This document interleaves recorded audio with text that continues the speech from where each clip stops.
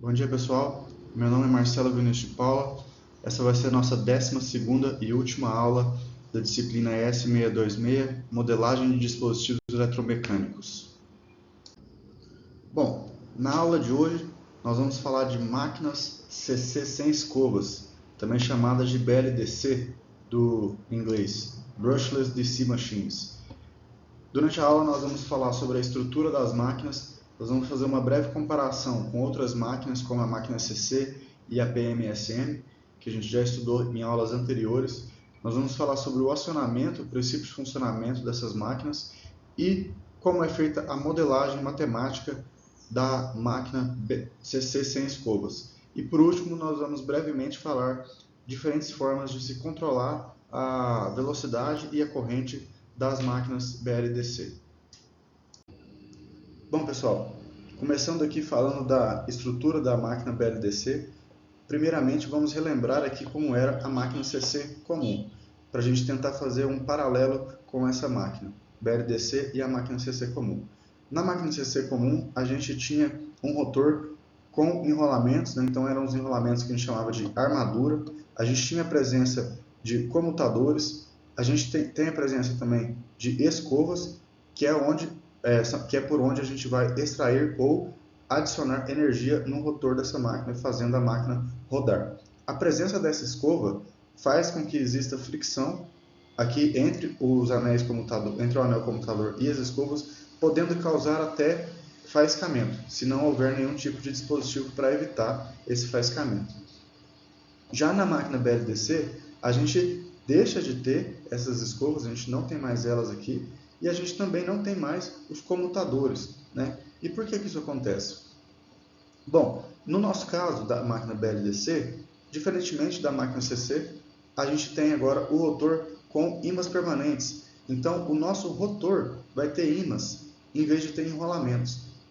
Então, vejam bem, na máquina CC comum, a gente tinha o enrolamento de campo sendo o estator e o enrolamento de armadura sendo o rotor. Agora, na BLDC, o nosso campo ele não é provido mais por um enrolamento, ele é provido por ímãs permanentes que vão estar localizados no rotor. E o nosso enrolamento de armadura agora fica no estator, tá bom? Assim como é nas máquinas síncronas de ímãs permanentes, a PMSM. Então, os enrolamentos estão no estator, a gente tem mais liberdade como projetista do que a gente tinha na máquina CC, pois a gente pode escolher a maneira com que esses ímãs vão ser colocados no rotor. O nosso rotor ele pode ser interno, e a gente chama essa máquina de in-running, quando o rotor é interno, ou ele pode ser externo. Quando o rotor é externo, a gente chama ela de out-running. Então aqui na A a gente tem uma máquina com o rotor externo, e aqui na B a gente tem uma máquina com o rotor interno, tá bom? Essa distribuição desses ímãs e a maneira com que eles são projetados faz com que a força contra-eletromotriz nesse tipo de máquina seja trapezoidal, praticamente trapezoidal. Então, enquanto a gente tinha nas máquinas PMSM uma força contra-eletromotriz basicamente senoidal, agora a gente tem uma força contra-eletromotriz trapezoidal. E essa é a principal diferença entre a PMSM e a BLDC, tá bom? Outra coisa que é importante salientar é que a gente não tem mais a presença de anéis comutadores, a gente vai utilizar então dispositivos semicondutores, como IGBTs ou MOSFETs, para realizar essa comutação de forma eletrônica. Beleza? Continuando aqui então, falando, como eu disse, a gente tem maior flexibilidade como projetista da máquina, e isso se deve à variação, à enorme quantidade de variações que a gente tem de configurações para essa máquina BLDC. Então, a primeira coisa que a gente pode dizer aqui é que o acionamento das máquinas ele vai ser similar ao das máquinas síncronas de ímã permanente, porém, por outro lado, assim como nas máquinas CC, a corrente vai fluir no enrolamento de armadura e vai ser semi-quadrada. Nesse caso, o nosso enrolamento de armadura é onde? É no estator, tá bom? Então, o estator vai ficar parado, vai ter uma corrente fluindo por ele, que vai interagir. Essa corrente passando pelo enrolamento vai criar um campo, e esse campo vai interagir com o campo magnético do ímã. E com isso criar torque rotacional, fazendo com que o rotor gire, certo? A gente sabe que os ímãs permanentes eles têm uma densidade muito menor do que ácidos elétricos, que geralmente são utilizados no rotor de outras máquinas, né? E também no estator. E por isso a gente tem o rotor da máquina BLDC com uma inércia menor do que a de outras máquinas que têm aço elétrico no seu rotor. E isso faz com que elas tenham uma operação dinâmica melhor, pois elas têm uma constante mecânica menor, certo? Então aqui eu trouxe para vocês verem como seria a forma de onda da força contrato-motriz da máquina BLDC. Então notem aqui que a gente tem uma força contrato-motriz basicamente trapezoidal devido à presença e à maneira com que são colocados os ímãs nessa máquina, tá? A máquina BLDC ela pode ser configurada de diversas formas diferentes. Uma das maneiras da gente considerar isso é a maneira com que o fluxo se move na máquina, né? A direção do fluxo na máquina. Então, no caso de termos o rotor interno, nós podemos ter uma configuração radial de rotor interno. Então, notem aqui na figura A, nós temos um rotor interno e a presença dos ímãs faz com que o nosso fluxo ele saia em direção, na mesma direção do raio do rotor. Então, a gente fala que esse tipo de máquina tem máquina de fluxo radial com rotor interno. E nesse tipo de máquina, ela tem maior capacidade de dissipar calor, né? Ela tem grande torque por inércia, então uma densidade, ela tem um alto torque para uma baixa inércia, né? E ela tem menor inércia rotórica, fazendo então com que essa máquina seja boa para aplicações de servomotores que requerem dinâmica rápida, né? Então, por exemplo, essas máquinas podem ser utilizadas em motores de dentista, né? Para poder limpar os dentes das pessoas. E isso também faz com que haja menor ondulação de torque e ruído acústico. Por que isso? Nós temos aqui no rotor um rotor basicamente liso. A gente não tem basicamente nenhuma variação de relutância. Então, por causa disso, nós temos um baixo nível de ripple de torque e também temos um pequeno nível de ruído acústico. Uma outra configuração possível são as máquinas radiais também, só que com um rotor externo. Então aqui o rotor agora está do lado de fora, o estator está interno, mas ainda assim o fluxo que sai dos ímãs e também do estator sai em direção ao raio sai paralelo, né, ao raio do nosso rotor.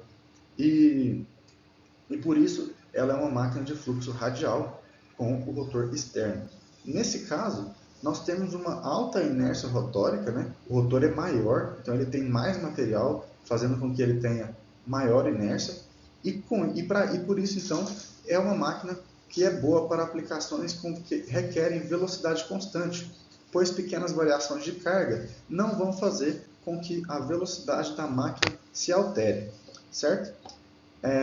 A gente pode também conter mais material magnético, já que a gente aumentou o raio desse rotor, a gente consegue embutir uma maior quantidade de ímãs nesse rotor, fazendo com que a gente tenha mais fluxo. Se a gente tem mais fluxo, a gente tem uma maior capacidade de produção de torque.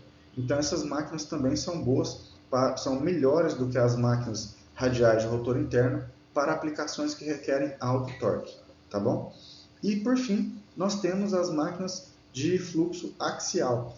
Então, nesse caso, nós temos os ímãs aqui no rotor e as bobinas do estator são presas aqui nessa forma, de maneira com que o fluxo ele passe de maneira paralela ao eixo do nosso rotor. Então, por isso, a gente chama de máquina de fluxo axial.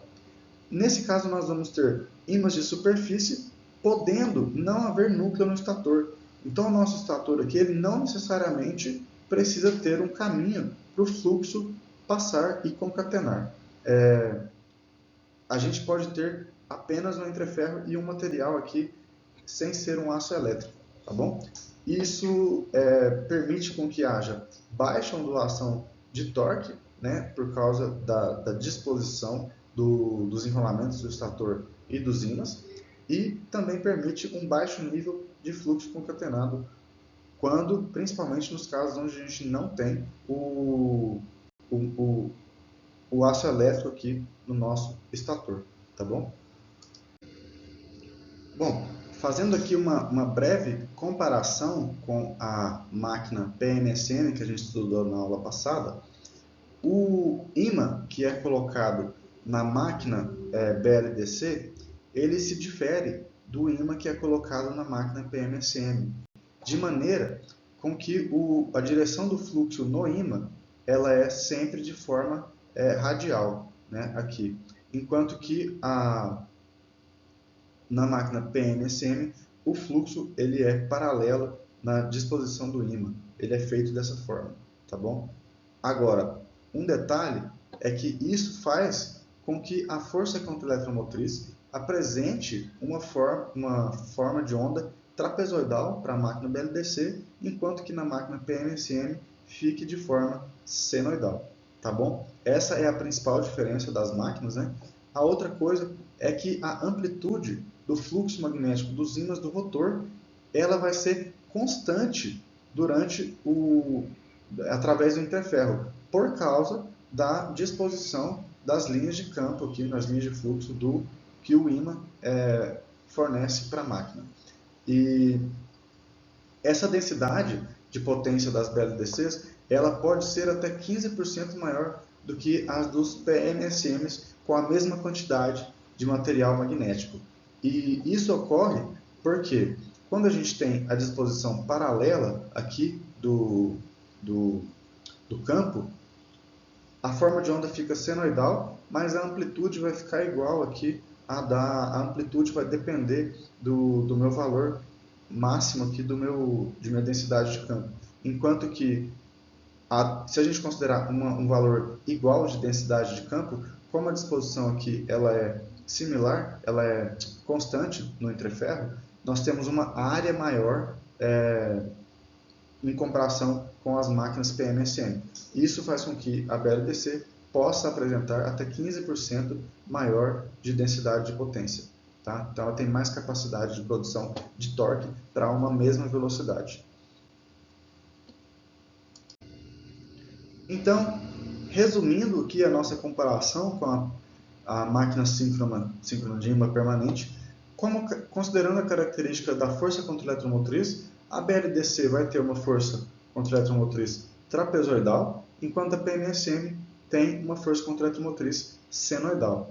Em relação ao enrolamento do estator, nós temos enrolamentos concentrados para a BLDC, então são enrolamentos discretos, né? Então são pontos onde o enrolamento fica concentrado, enquanto que na nossa PMSM nós temos o enrolamento distribuído, tá bom? Quanto à corrente no estator, nós temos uma corrente semi-quadrada na máquina BLDC, enquanto na máquina PMSM nós temos a corrente senoidal. O acionamento da máquina BLDC ele é feito com inversor, considerando 120 graus de condução para cada uma das fases. Então, cada uma das fases conduz durante 120 graus. E para a PMSM, nós temos um inversor de frequência trifásico, caso a máquina seja trifásica. Nós podemos ter inversores com quantidades diferentes de fases também. O método de acionamento geralmente é simples para a BLDC, podendo ser utilizado apenas um sensor Hall ou uma estimativa, né, de posição. Então, essa máquina pode ser também facilmente implementada com um sensor LES. A gente vai ver isso um pouco mais para frente. E a gente, para o PMSM, tem um acionamento mais complexo, precisando aí de um controle mais rebuscado para controlar a velocidade ou corrente da PMSM. A ondulação de torque na BLDC, ela pode ser alta, né? Principalmente durante a comutação. Então, no momento em que uma fase está deixando de conduzir e outra fase está entrando em condução, a gente chama isso de comutação, e nesse momento pode haver um afundamento da produção de torque, fazendo com que haja ondulação de torque. Já na máquina PMSM, nós temos, como a gente tem uma distribuição uniforme do nosso material magnético, dos nossos ímãs, né, a produção de torque é basicamente constante. E Outra coisa é que a BLDC, ela, como tem a estrutura mais simples, ela é de baixo custo, enquanto que a PMSM tem um custo um pouco mais elevado. Então a BLDC acaba sendo preferível para aplicações onde o custo é importante. Bom, pessoal, agora nós vamos falar então um pouco sobre o princípio de acionamento do BLDC. Então, para exemplificar aqui, a gente vai usar um BLDC com sensores Hall. Esses sensores Hall, nós temos as fases aqui do BLDC, e esses sensores Hall eles são posicionados na posição intermediária entre duas fases. Então a gente tem a cada 120 graus mecânicos, aqui a gente tem a disposição de sensores Halls. Então temos o H1, o H2 e o H3. Quando esses sensores Halls fornecem a informação de posição para um certo controlador, pode ser obtido também um comando de velocidade, um set point ou uma referência de velocidade, e esse controlador vai indicar os sinais de acionamento das chaves, dos transistores aqui, que vão realizar o acionamento do nosso BLDC para que ocorra então a energização dos enrolamentos do estator, fazendo com que então haja torque rotativo nessa máquina. A gente vai entender agora nos próximos slides, passo a passo, como é que é feita essa energização de acordo com a posição. Aqui então, falando um pouco do princípio de acionamento, continuando, nós temos os sinais dos sensores de efeito Hall, dos 3 sensores de efeito Hall, indicando alto ou baixo, e nós temos também as formas de onda aqui da força contra eletromotriz na fase A, B e C, assim como as correntes na fase A, B e C, e temos também o torque produzido, que é diretamente proporcional a essa corrente. Isso se a gente considerar uma BLDC ideal. E por fim aqui nós temos o torque total produzido na máquina. De acordo com a combinação desses sinais aqui do efeito Hall, nós vamos indicar se a fase A deve ser magnetizada positivamente ou negativamente, tá bom? Então, por exemplo, na seção 1 aqui, nós temos o rotor, o polo sul do rotor,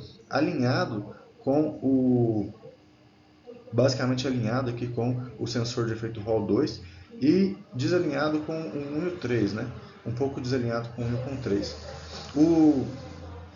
Isso vai indicar para a gente que tensão positiva deve ser aplicada na fase A e tensão negativa deve ser aplicada na fase B. Para que isso aconteça, o que a gente faz, notem aqui na figura ao lado, nós energizamos as chaves 1 e 6 de maneira que a corrente vai fluir nesse caminho. Ela vai passar pela chave T1, entrar na fase A, sair pela fase B e voltar através da chave 6 e voltando aqui para a fonte. Com isso, o que acontece? Nós temos aqui a energização dessa maneira na fase A, então aqui a gente tem saindo da tela a corrente nesse ponto e entrando nesse, então nossa corrente está fluindo desse sentido, formando um campo na vertical para cima. E aqui na fase B nós temos a corrente saindo da tela nesse ponto e entrando nesse ponto, fazendo com que o campo seja nesse sentido. Com isso, esse campo da fase B vai atrair o polo sul do rotor e o campo da fase A vai repelir o polo sul do rotor, fazendo com que haja um movimento aqui no sentido anti-horário. À medida que o movimento ocorre, o que nós vamos ter é a entrada na região 2, na região que a gente chamou de 2 aqui. Então, aqui, só para finalizar, na região 1 a gente tem tensão positiva na fase A, tensão negativa na fase C, na fase B, desculpe, corrente positiva na fase A, corrente negativa na fase B. E por isso nós temos a produção aqui de torque nas duas fases, e esse torque é somado, e então nós temos aqui um torque total, totalizando EA, IA mais EB e B. Só que nós não temos tensão, mais de EC e C, só que nós não temos tensão na fase C. Então o torque, na realidade, fica sendo EA e A mais EB e B. Caso esses valores sejam iguais, de EA e EB e de IA e IB, o que nós temos é que o torque produzido vai ser de 2 vezes a tensão na fase, aplicada à fase, vezes a corrente que está passando por essas fases, que seria E, né? A gente tem aqui E e I. Então seria 2EI, seria o torque produzido. Quando a gente passa para a região B, a combinação é de tensão positiva aplicada na fase A e tensão negativa aplicada na fase B. Então nós temos, na fase C, desculpa. Então nós temos aqui a tensão positiva aplicada na fase A, tensão negativa na fase B e nenhuma tensão aplicada na fase B. Para que isso ocorra, o que nós temos que fazer é, nós ligamos a chave 1, então a corrente passa pela chave 1, entra na fase A e sai pela fase C, retornando para a fonte pela chave 2, correto? Então volta para a fonte nesse sentido aqui. Então, passa pela fase A, passa pela fase C e volta para a fonte pela chave T2. Com isso, nós energizamos a chave A nesse sentido aqui, no mesmo sentido que anteriormente, deixamos de energizar a fase B, não energizamos mais ela, e energizamos agora a fase C, dessa forma, a corrente saindo nesse ponto e entrando nesse. Com isso, o polo norte criado pela fase C, o campo criado pela fase C vai repelir o polo norte, e o campo criado pela fase A vai atrair o polo norte, continuando a rotação no sentido anti-horário. Dando sequência, o que nós temos aqui agora na etapa 3 é que o sensor de efeito Hall 1 e o sensor de efeito Hall 2 estão altos e o sensor de efeito Hall 3 está baixo. Isso indica para a gente que a fase B deve ser acionada com tensão positiva e a fase C com tensão negativa. Para que isso ocorra, a gente energiza a chave 3, permitindo a passagem de corrente nesse sentido.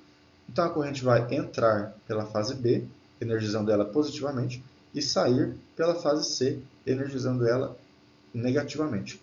E com isso, a gente também precisa acionar a chave T2 para que a corrente retorne para a fonte, fechando assim o circuito. Com isso, tensão positiva na fase B, tensão negativa na fase C, nós temos a polarização aqui das bobinas da fase B dessa forma, então corrente saindo desse ponto e entrando nesse ponto, criando um fluxo nesse sentido aqui, um campo nesse sentido, e na fase C, corrente saindo desse ponto e entrando nesse ponto, criando um campo nesse sentido aqui. Dessa forma a gente vai atrair o polo sul para a fase C, o polo sul do rotor, e repelir o polo sul do rotor com a fase B no sentido anti-horário, continuando o movimento. O mesmo a gente pode ver que, à medida que o rotor se rotaciona mais um pouco, nós chegamos aqui na região 4, onde tensão positiva deve ser aplicada na fase B e tensão negativa na fase A. Para que isso ocorra, nós devemos acionar a chave T3 aqui, de maneira que a corrente vai entrar pela fase B, sair pela fase A e acionar também a chave T4 para que a corrente retorne, fechando o circuito. Novamente, nós temos o fluxo criado, o campo criado nesse sentido aqui, para baixo, né, de A, em direção ao rotor, que vai repelir o polo norte do rotor, e na fase B nós criamos aqui o campo magnético de maneira a atrair o polo norte do rotor, mantendo aqui o sentido do torque no sentido anti-horário. Por fim, nós chegamos aqui na região 5, onde a fase C deve ser magnetizada positivamente, a fase A negativamente.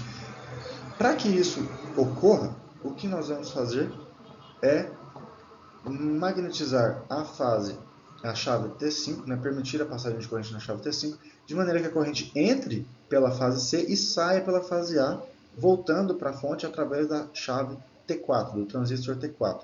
Com isso, a gente cria um campo magnético na fase C de maneira a repelir o polo sul e um campo magnético na fase A de maneira a atrair o polo sul do rotor, mantendo o sentido de rotação anti-horário. À medida que o rotor gira mais um pouco, nós chegamos aqui no modo de operação 6, né, onde deve ser aplicada tensão positiva na fase C, tensão negativa na fase B, e para que isso ocorra, nós vamos acionar a chave T5, permitindo que a corrente entre pela fase C e saia pela chave B, de maneira também necessária, sendo o acionamento então necessário da chave T6 para que a corrente retorne para a fonte. Assim, nossa fase B cria um campo magnético em direção ao rotor, repelindo então o polo norte do rotor, que está nesse momento direcionado para o sensor Hall H, e na fase C nós criamos um campo magnético saindo, né, direção radial, saindo do rotor, atraindo então o polo norte do rotor em direção à fase C.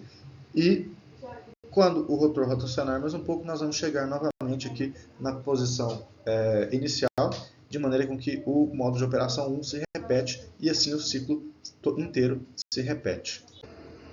Bom, agora que a gente já entendeu o princípio de funcionamento da máquina, a gente vai partir para a modelagem matemática do BLDC, primeiramente falando aqui das equações de tensão. Então, considerando aqui uma máquina de 2 polos, como essa mostrada na figura ao lado, nós temos 2 polos aqui e 3 fases, numa máquina trifásica. A gente pode representar isso como o eixo aqui das fases A, B e C, e um rotor com polos norte e sul, né? um par de polos aqui.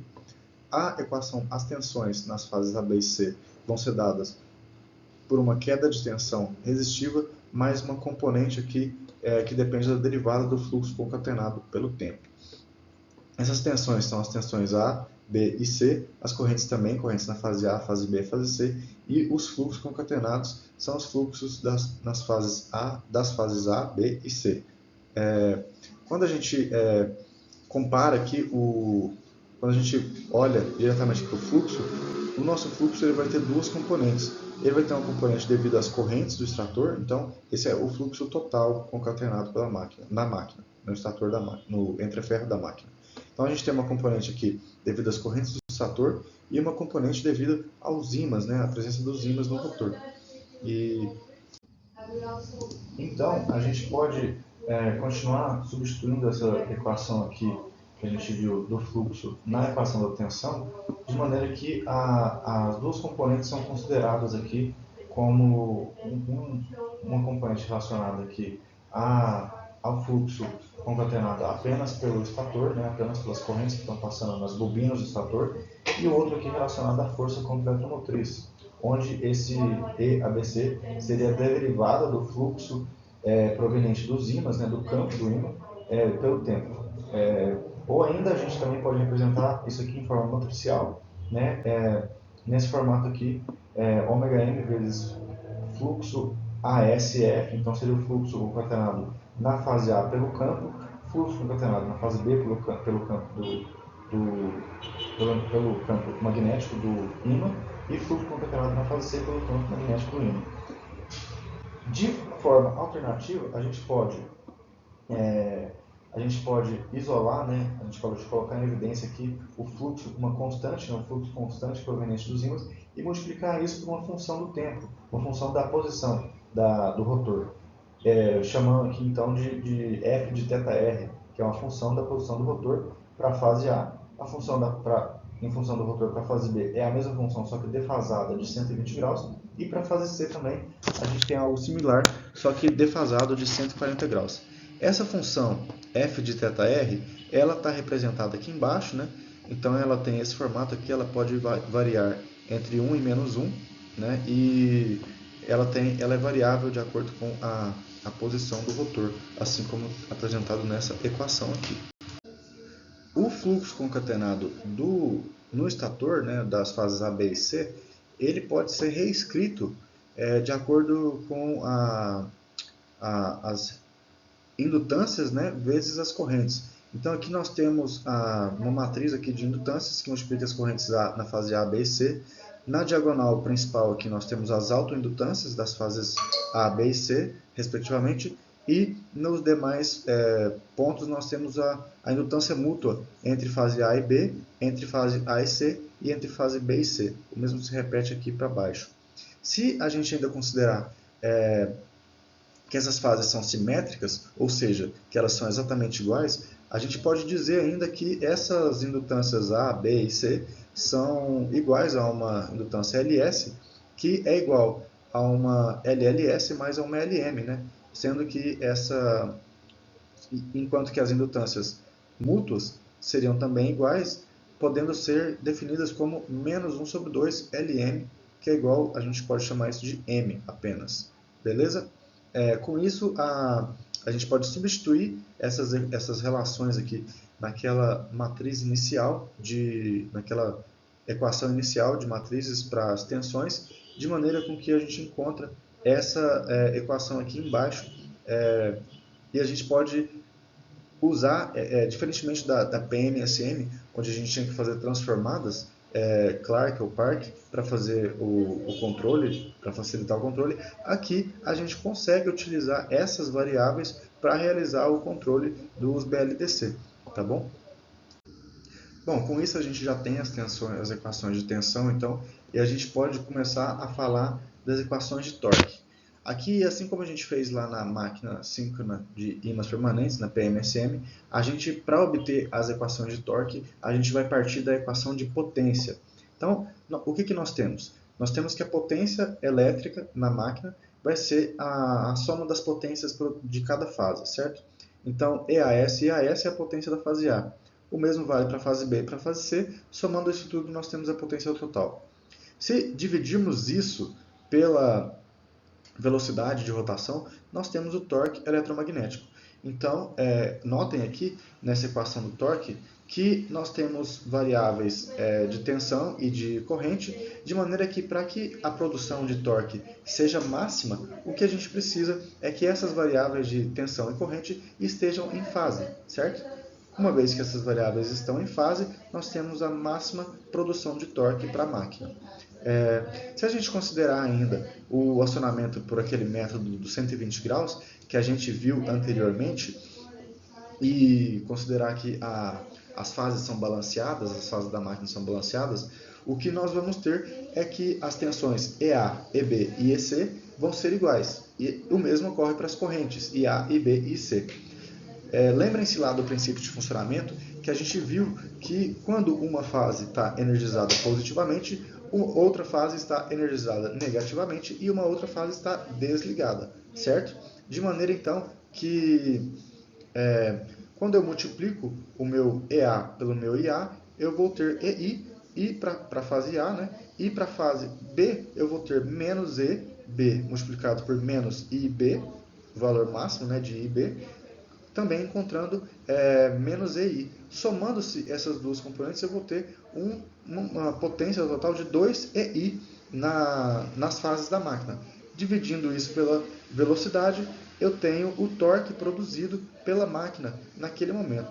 E vocês podem notar que para qualquer momento que a gente analisar aqui, essa mesma situação vai ocorrer, podendo alterar, é claro, as fases que estão sendo acionadas com tensão positiva ou tensão negativa, mas garantindo sempre que o torque produzido seja similar em qualquer momento, sendo igual a 2EI dividido por ômega-m. Na prática, o que acontece é que essa forma de onda trapezoidal aqui, ela não é perfeita, né? Então, em alguns momentos aqui, durante a comutação, vai ocorrer de uma fase não produzir o mesmo torque que outra fase. E por isso, vão existir variações aqui para cima ou para baixo do torque eletromagnético total produzido, causando o que a gente chama de ondulações de torque ou ripple de torque. Daqui a pouco a gente vai ver um pouco mais sobre a produção de ripple de torque durante a comutação. Mas o importante de entender é que a máquina é projetada para tentar manter uma produção de torque constante durante durante toda a excursão do rotor, tá certo? Então, a gente também pode olhar para o torque de forma alternativa, sendo ele uma função do fluxo, né, do fluxo do campo, vezes a corrente que está passando na fase do estator, vezes aquela função que a gente falou que depende da posição rotórica. Isso para fase A, fase B, fase C, desculpe, e fase B, a gente considerou que é a mesma corrente, pois a gente disse que a corrente é igual nas três fases. Mas poderia ser aqui também tratado como IB e IC. Então, notem aqui que durante a comutação, né, nós temos a fase IA descendo, a fase C crescendo, mas a soma das duas fases, a soma das correntes das duas fases é igual à corrente máxima produzida por cada uma delas. De maneira que, quando eu faço a soma do torque produzido, ele fique constante. E na fase C eu não teria nenhum. Porém, na prática, podem ocorrer. Isso seria representado aqui por esse caso central aqui da fase B, né? A gente tem a comutação perfeita. Então, a soma das correntes é a mesma, de maneira que é constante, de maneira que o torque produzido também é constante. Porém, podem existir duas situações que vão causar ripple de torque. A gente pode ter um caso em que a corrente na fase A, na fase B, ela sobe muito rápido, de maneira que a soma das correntes, a soma das correntes, né, na fase C, ela seja ela varia aqui, fazendo com que haja uma variação na produção de torque. E o mesmo pode acontecer caso a fase B, a fase que está saindo de comutação, a fase A nesse caso aqui, ela tenha um decaimento da corrente muito rápido, também podendo causar uma variação aqui, um ripple de torque, né, durante a comutação. Na prática, o que a gente vai ter vão ser formas de ondas nesse formato mostrado na figura aqui do lado direito, né, aqui do lado direito. Então nós temos na figura A fase que está entrando em comutação tem um crescimento muito rápido da corrente. Isso geralmente vai acontecer em baixas velocidades, tá? E caso não seja regulado o sensor de posição de forma adequada. Na fase C, a gente tem o decaimento muito rápido, né, da corrente nessa fase. Então a gente está desmagnetizando essa fase muito rápido, que também é causado pela inadequação do ajuste do controle, tá? Mas na prática o que a gente tem são formas de onda nesse formato aqui do torque eletromagnético em função do tempo. Bom, com isso a gente finalizou então a modelagem, né, da máquina, e a gente entra agora nas possíveis estruturas de controle. A gente vai falar de forma resumida aqui, mas o importante salientar é que a estrutura de controle para a máquina BLDC, ela geralmente é bem simples, né? Então, nós vamos ter aqui uma tensão ou de referência, ou então um ciclo de trabalho para o nosso inversor, que pode ser dado por um PI, multiplicando aqui o erro de velocidade, né? Então, nós temos aqui o nosso BLDC, a gente vai estimar essa velocidade ou medir essa velocidade e vai dar de entrada para um controlador de velocidade junto com uma referência, e a saída desse controlador vai ser uma tensão de referência ou um ciclo de trabalho para o nosso gerador de PWM.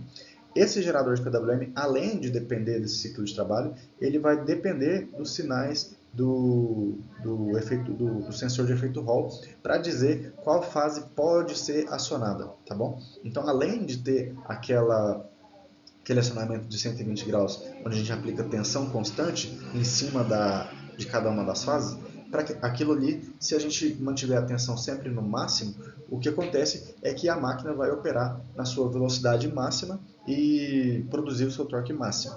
Porém, se a gente quiser controlar essa velocidade para diminuir essa velocidade ou diminuir a produção de torque, o que a gente tem que fazer é inserir um sinal de PWM, né, um sinal modulado, e multiplicar pelo sinal do efeito Hall. Assim, o que a gente teria seria, em vez de ter um sinal constante quadrado, né, a gente tem agora, em vez de ser assim, a gente tem um sinal que seria modulado aqui, de acordo com o PWM que que o meu controlador está indicando. O que importa aqui é que o período que vai ser aplicado aqui vai continuar sendo o mesmo de 120 graus, certo? Então a gente tem ainda 120 graus aqui para aplicação em cada uma das fases, e o sinal é modulado pelo controle. Adicionalmente, a gente pode adicionar uma malha de controle de corrente aqui, que também vai depender então do meu sinal de efeito Hall. E nesse caso aqui o que a gente tem é que a gente mede também as correntes nas fases, né? E controla a corrente de acordo com a referência de corrente que está vindo da malha externa de controle de velocidade. Com isso a gente tem a saída desse controle uma tensão de referência ou um ciclo PWM que vai entrar no nosso gerador de pulso PWM para realizar o controle. De forma alternativa, a gente pode realizar o controle, em vez de medindo aqui as correntes da própria fase da máquina, a gente pode medir a corrente no barramento CC e fazer o controle de qual que é a potência, né, que a gente está injetando, de qual que é a corrente que a gente está injetando na máquina, através da corrente do barramento CC. E então a estrutura de controle fica nesse formato. A gente tem aqui novamente um controle de velocidade, sendo a nossa malha externa, que tem como saída a referência de corrente. Essa referência de corrente ela é comparada com a corrente do link CC, e esse controlador de corrente aqui, que vai ter esse formato dessa equação, vai na realidade aqui é isso mesmo. Isso aqui é a saída do nosso controlador de velocidade, e o nosso controlador de corrente vai ter como saída o VRF aqui, né, ou o Duty Cycle, que vai ser um outro PI que multiplica o erro de corrente, nesse caso, entre IDC-REF e o IDC medido, né, medido. E seria dado como entrada esse VRF ou o ciclo de trabalho para um gerador de PWM, e além disso a gente considera aqui também o sinal do efeito Hall para indicar para a gente quando a fase pode ser acionada. E em todos os casos que a gente comentou, a gente vai utilizar um inversor aqui trifásico, né, para realizar o acionamento dessas fases. Bom, a gente falou então que a saída dos nossos controles vão ser geralmente um sinal de PWM ou uma tensão de referência. Mas a gente tem que dizer ainda como que é feito essa modulação PWM, né, para realizar o acionamento das nossas chaves. E as técnicas utilizadas aqui na BLDC, as técnicas de modulação PWM, elas são bem parecidas com aquelas técnicas que a gente estudou para ponte H na disciplina de eletrônica para automação industrial. Então nós temos o chaveamento bipolar, né? Um exemplo é o chaveamento bipolar, onde a gente tem o sinal PWM que vai ser aplicado às chaves de duas fases. Então temos 4 chaves aqui podendo sofrer a ação do PWM, e nesse caso aqui é possível aplicar mais VDC ou menos VDC. Então, ou a tensão passa por uma chave superior de uma fase, entra por uma fase, sai por outra fase e retorna para a fonte pela chave superior, ou ela vai fazer o caminho reverso aqui, entrando pela chave superior da outra fase, passando pela fase inicial, saindo pela outra fase e voltando pela chave inferior daquela primeira perna do conversor. Então com isso a gente aplicou ou tensão positiva ou negativa nessas duas fases aqui, mas a gente só pode aplicar isso, ou positivo ou negativo. A gente não tem a opção de deixar a fase com roda livre, né? com curto-circuitada, sem aplicação de fase de tensão nenhuma. Com isso, de acordo com os sinais aqui do sensor de efeito Hall, né? Então aqui a gente tem a corrente aqui sendo o mesmo sinal do efeito Hall, a gente tem a modulação aqui de PWM, né? Então essa aqui é a forma mais simples de realizar o controle, tá? Vai ter um ripple de torque aqui razoável, né? Já que a gente está sempre alterando a tensão de positivo para negativo, de maneira com que a corrente mude rapidamente, a corrente vai mudar rapidamente aqui o seu valor, tá? Causando um certo ripple de torque e podendo também causar perdas desnecessárias para o acionamento. E a gente também tem o sistema de modulação unipolar, né? Nesse caso aqui a gente tem o sinal PWM aplicado às chaves de apenas uma fase, de maneira que a gente vai poder aplicar mais VDC, 0 volts ou menos VDC na fase, certo? dependendo de como que vai ser feito esse acionamento dessas chaves aqui, dessas 3 chaves que estão indicadas na figura ao lado. Por exemplo, a gente pode manter a chave, a gente vai aplicar o PWM às chaves de uma fase, né, de maneira complementar. Então, quando essa daqui está alta, essa de baixo vai estar, a chave da inferior vai estar na posição desligado, né? Então elas vão ficar alternando de maneira complementar. E a gente pode manter a chave de cima da outra fase sempre ligada, e aí a gente chama esse tipo de modulação de Upper Switch PWM. Então é a PWM com a chave superior.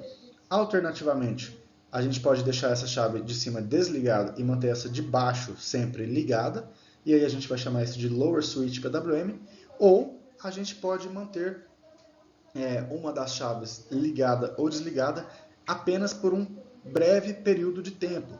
Então lembram-se lá que a gente falou que o período de condução do nosso PWM é de 120 graus?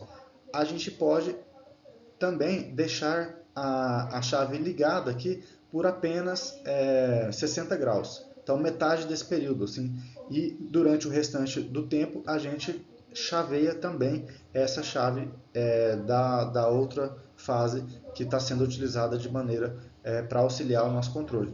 Então, se essa chave ela é mantida ligada na parte final do ciclo, né, de condução, a gente chama isso de ongoing PWM. Se ela é mantida ligada apenas na parte inicial do nosso PWM, do nosso período de condução, a gente chama isso de off-going PWM, tá bom?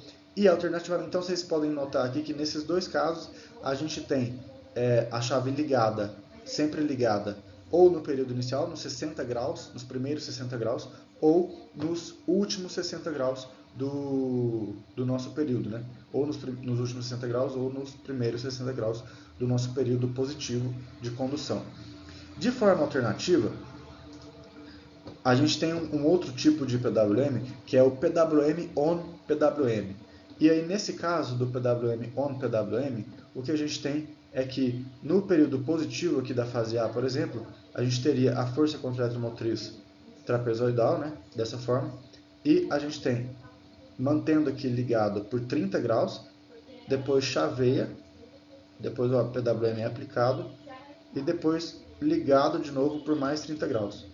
Então aqui a gente tem ligado no início, ligado no fim, e no meio a gente tem a aplicação do nosso PWM, tá? E esse método aqui, a gente chama ele de PWM on PWM.